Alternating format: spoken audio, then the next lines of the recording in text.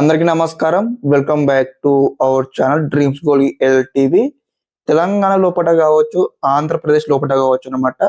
ఇక్కడ state level job కి మనం అప్లికేషన్ చేయాలంటే ఖచ్చితంగా మ్యాండేటరీ మనకు నాన్ క్రిమిలియర్ సర్టిఫికేట్ కావాల్సి ఉంటుంది. ఎవరైతే ఇక్కడ బీసీ అభ్యర్థులకు ఓకే, బీసీఏ కావచ్చు, బీసీబీ కావచ్చు, బీసీసీ కావచ్చు, బీసీడీ కావచ్చు, బీసీఈ కావచ్చు అనమాట.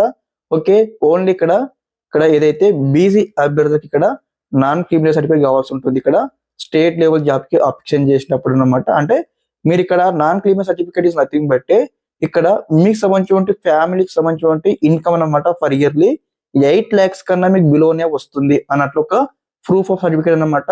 ఈ యొక్క నాన్ క్రిమినల్ సర్టిఫికేట్ మీకు దగ్గర ఉన్నట్లయితే ఈ యొక్క గవర్నమెంట్ జాబ్స్ మనం అప్లికేషన్ చేసినప్పుడు ఇన్ కేస్ మీరు సెలెక్ట్ అయినట్లయితే మీకు సంబంధించిన మీకు యొక్క బీసీ కేటగిరీ రిజర్వేషన్ మీకు వర్తిస్తుంది. అదే విధంగా మనకు నాన్ క్రిమిలియర్ అందరిదా మనకు జాబ్ అయితే రావడం జరుగుతూ ఉంటుంది.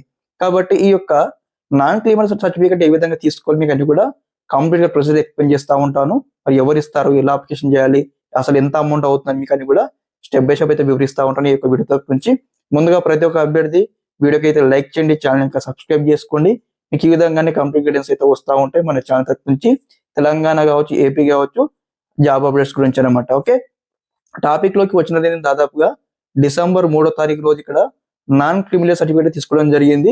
ముందుగా ఈ యొక్క నాన్ క్రిమినల్ సర్టిఫికేట్ మనం తీసుకోవడానికి ఇక్కడ డాక్యుమెంట్స్ రిక్వైర్డ్ డాక్యుమెంట్స్ మనం చూసుకున్నట్లయితే ఇక్కడ మీకు సంబంధించిన ఆధార్ కార్డ్ కావచ్చు, రేషన్ కార్డ్ కావచ్చు, అదే విధంగా మీకు సంబంధించిన ఏదైతే ఇక్కడ బోనఫైడ్ అనమాట. ఓకే, 10th క్లాస్ బోనఫైడ్ కావచ్చు, 10th మెమో కావచ్చు. ఓకే, ఈ యొక్క డాక్యుమెంట్ తో పాటు మీకు సంబంధించిన ల్యాండ్ అనమాట, అంటే మీ దగ్గర ఎంత ల్యాండ్ ఉంది అనే యొక్క పాస్బుక్ ఉంటుంది కదా, ల్యాండ్ పాస్బుక్ యొక్క ఫస్ట్ పేజ్, సెకండ్ పేజ్ మనకి ఇక్కడ జిరాక్స్ కావాల్సి ఉంటుంది. ఓకే, ఇవన్నీ జిరాక్స్ తీసేసుకొని మనం డైరెక్ట్ గా ఇక్కడ ముందుగా ఈ యొక్క నాన్ క్రిమినల్ సర్టిఫికేట్ తీసుకోవాలంటే మనం ఇక్కడ ఒక నోటరీ నథింగ్ బట్టి ఒక అఫిడవిట్ అన్నమాట. ఓకే, బాండ్ పైన మనం అఫిడవిట్ చేయించాల్సి ఉంటుంది.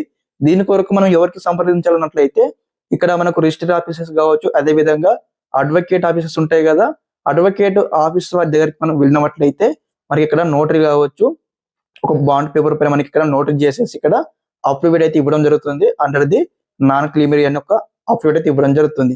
ఓకే, ఈ యొక్క అఫిడవిట్ ఫామ్ అని తీసుకొని నోటరీ, ఓకే, అఫిడవిట్ అన్న ఒకటే, నోటరీ అన్న ఒకటే, మీరు కన్ఫ్యూజ్ అవ్వద్దు.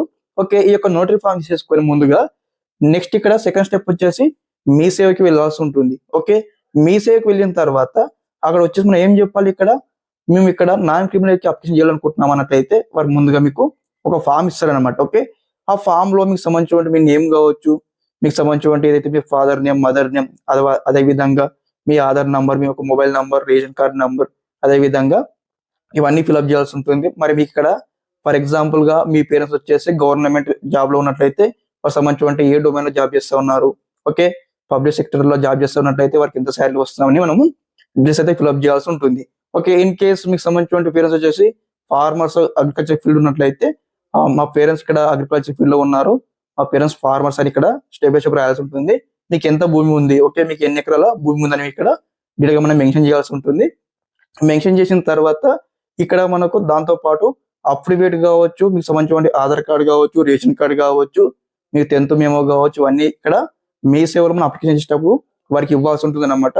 ఓకే, అప్లికేషన్ ప్రాసెస్ లో మీకు సంబంధించిన కంప్లీట్ గా మీరు ఏదైతే ఇక్కడ నాన్ క్రిమినల్ సంబంధించిన అప్లికేషన్ చేసినటువంటి ఫామ్ ఉంటుంది కదా, అంటే మనం రాసినట్టు నింపినటువంటి ఫామ్ ఉంటుంది కదా, ఆ ఫామ్ ని స్కాన్ చేసి అప్లోడ్ చేయడం జరుగుతుంది కంప్యూటర్ ప్రాసెస్ లో అప్లై చేసే విధానంలో.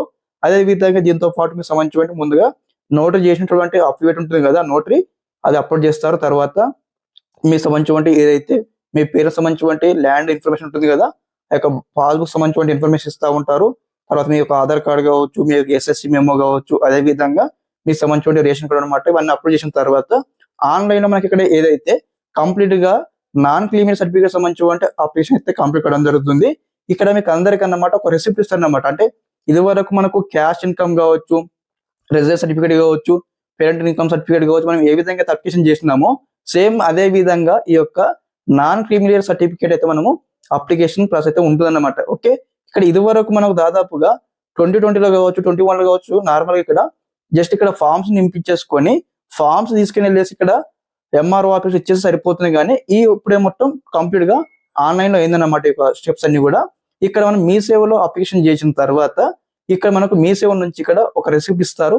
ఆ రిసిప్ట్ తీసేసుకొని అదే విధంగా మీరు ఏదైతే నోటరీ కావచ్చు, అదే విధంగా మీకు ముందుగా ఒక ఫామ్ ఫిల్అప్ చేసినాం కదా, ఆ యొక్క ఓకే నాన్ క్రిమినల్ ఫామ్ తీసేసుకొని తర్వాత మీ యొక్క 10th మెమో, తర్వాత మీ యొక్క bona fide okay 10th bona fide, ration card, Aadhaar card, మీకు ఏమైనా ల్యాండ్ ప్రాపర్టీస్ ఉంటే వాళ్ళకి సంబంధించిన జిరాక్స్ పేపర్స్ అన్ని అటాచ్ చేసేసి మీ మండల్ ఏది ఓకే మీ మండల ఆఫీస్కి వెళ్ళాల్సి ఉంటుంది.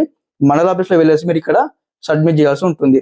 ఓకే సబ్మిట్ చేయగానే మీకు అందరికి కూడా ఒక అప్రూవ్ రావడం జరుగుతుంది. అంటే ఇక్కడ ఎంఆర్ఓ సారి దగ్గర నుంచి ఓకే మన తహసీల్దార్ నుంచి ఇక్కడ అప్రూవ్ చేసిన అంటే డాక్యుమెంట్స్ అన్ని వెరిఫికేషన్ చేసి మనకు అప్రూవ్ చేసేసి ఆ పేపర్ పైన సైన్ పెట్టగానే ఇక్కడ మనకు ఉన్నటువంటి ఆపరేటర్స్ ఉంటారు కదా, ఆ ఆపరేటర్స్ కి మనం ఇక్కడ ఆ యొక్క ఫైల్ అనేటివి సబ్మిట్ చేయాల్సి ఉంటుంది.